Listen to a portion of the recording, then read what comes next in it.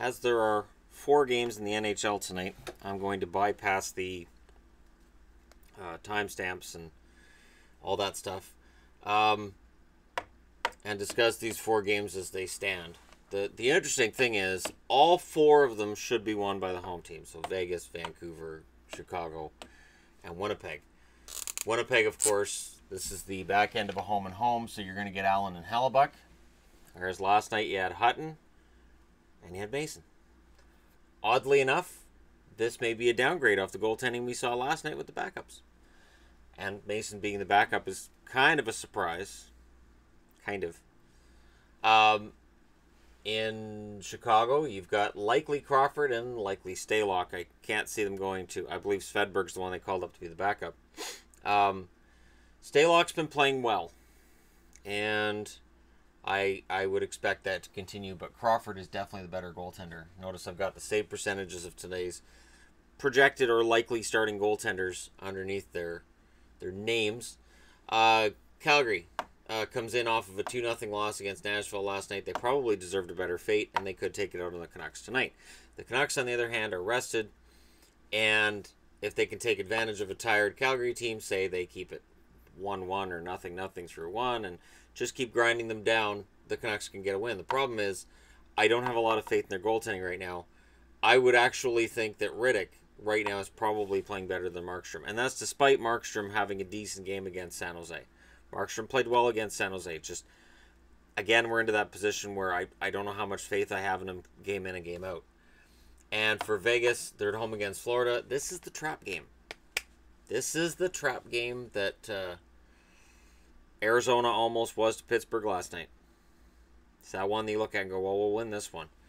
Vegas this past week suffered a loss at home against Carolina. So as much as I want to say, oh yeah, no, this should be an easy one, it's not.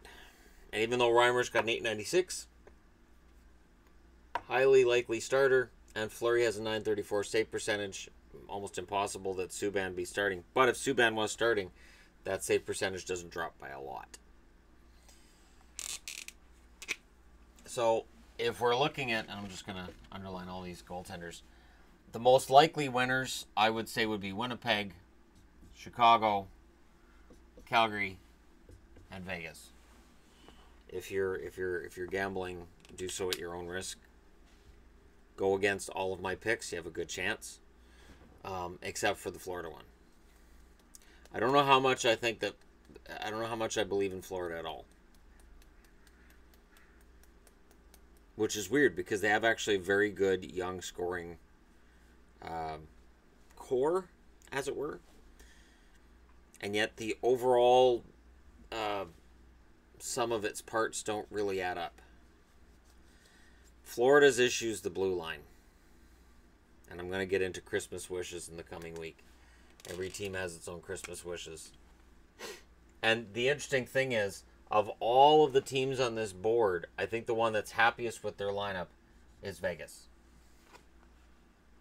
The one that's least likely to need to make a move is Vegas, and that includes St. Louis. I think St. Louis, with Schwartz out and with other injury problems, I think they would love to add some depth. Winnipeg, I still say one more defenseman, and then they're good. Maybe a scoring depth guy too. Or just use everybody properly, and then they'll probably be okay. For Minnesota, again, it's health, and now that the health is on their side, they could probably use a little bit more depth. Not a lot, though. I like their blue line a lot. For Chicago, Fountain of Youth might be what they're asking for, and depth on the blue line. Their blue line, I think, is where they have an issue. For the Flames, backup goalie. For Vancouver, they talk about trading out defensemen. I think they need a defenseman. If you look at their stats of their defensemen, they're not great. Even Derek Pouliot, as much as I talk about how he's been kind of a revelation for the Canucks considering what they gave up for him, his totals aren't where they were supposed to be when he was drafted, and he's become a solid 4-5 guy. He's not a top 2. Florida, As I said, defense. Vegas, what does Vegas want? They've got a solid goaltending tandem. They've got good depth in scoring, and they actually have extra defensemen.